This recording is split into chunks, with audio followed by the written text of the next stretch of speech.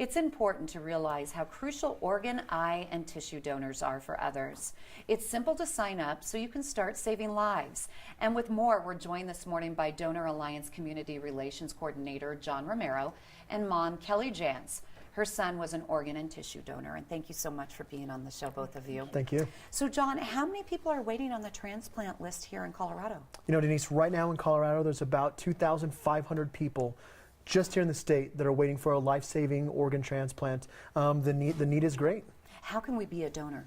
You know, the best way to do it is just to say yes to the driver's license office. When you go in, they're going to ask you, would you like to register as an organ, eye, and tissue donor? All you have to say is yes, and you'll be registered. You can also go online to donatelifecolorado.org and sign up right there. It's super easy to sign up to save lives. Okay, very nice. And again, another website is donoralliance.org too, if you want to find out more.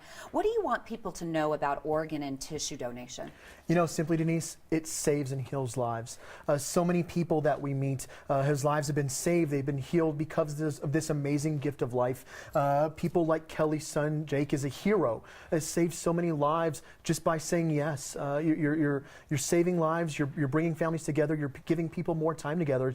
It's a beautiful gift. And Kelly, first off, I want to thank you for coming on the show and sharing your story about Jake. Oh, absolutely. He was 14 years old? Yes. And so he was a donor. Can you explain a little bit about what happened and the motivation behind it? Sure. In 2004, Jake sustained a brain injury and playing football. And at that point, he became a donor. And in our family, I've been in transplant for close to 30 years now. And so in our family, it was a given. Right. And Jake grew up watching and seeing what this gift of life did for people and how well people did and what it meant to people. And so it was just a natural progression for us to donate his organs. You knew this was something he would want to do. Absolutely. Now, we just saw a picture of Jake, and I'm a mom of a 14-year-old too, so my heart really goes out to you. But looking at that picture of Jake, do you realize he's an angel? I mean, he saved so many different people's lives. How do you think he would feel today knowing that? Oh, I think he'd feel amazing. And it's, again, Jake was a very giving kid. That was something that was just kind of in his heart as well.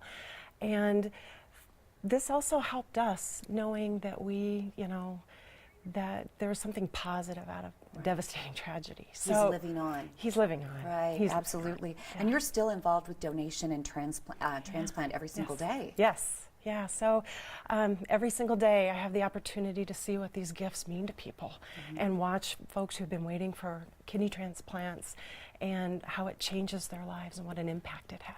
And what is your job, if you don't mind me asking? No, I'm a transplant coordinator, so help people get ready for transplant. Oh, that's wonderful.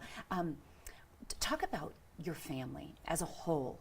Did they help you get ready in making that decision for when it happened with Jake? You know, it wasn't a difficult decision. Right. It was the next decision for us. And like I said, since probably 1987, we've been dealing with, and around and exposed to organ transplant. And again, all of us knowing what a difference it makes in people's lives. So it was the natural thing to do. How long ago did this happen? In 2004. In 2004. And do you have other children? I do. I have an older son, Dustin, and two stepdaughters, Catherine and Shannon. Let me give you a hug if you don't mind. I just want to give you a big hug, mom to mom. Oh, mom to mom. God bless you. Oh, I know that's so hard to share your story, but I mean, at the same time, he is an angel. I mean, it gives me goosebumps to think what he did and what you did for so many other people. And I guess this brings us back to you, John. If people are watching right now and they want to continue on that journey and maybe help save many other lives, how do they know if they're already a donor? Can they check and look at their license? Absolutely, Denise. The easiest way is to look at your license and see if there's a heart on there. If there's a heart, that means you have registered as an organ, eye, and tissue donor, and we thank you from the bottom of our hearts for that. You're giving the gift of life. And if it's not on there, you can always go to our website at donatelifecolorado.org, and you can sign up right there. It takes about 2 or 3 minutes to sign up to be an organ, eye, and tissue donor. It's very easy, and you're giving hope to those people who are waiting that life-saving transplant. And on a lighter note, The Donor Alliance is going to be part of the 9 News Parade of Lights. Yes. What can we expect with the float? Come on. We're really excited about it. We have so much fun at the Parade of Lights.